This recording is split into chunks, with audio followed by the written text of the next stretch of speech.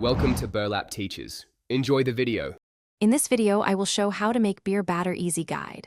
Combine 1 cup all-purpose flour, 1/4 cup cornstarch, 1 teaspoon baking powder, and 1 teaspoon salt in a bowl. Whisk together, then add 12 Oz cold beer and 1 egg, stirring until just mixed. Do not overmix.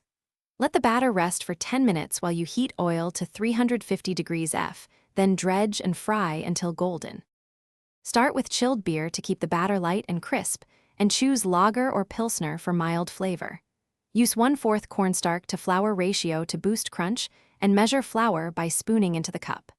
Keep batter cold and oil hot at 350 degrees F for good puff, and fry in small batches to maintain temperature. Drain on paper towels and season immediately for best adherence.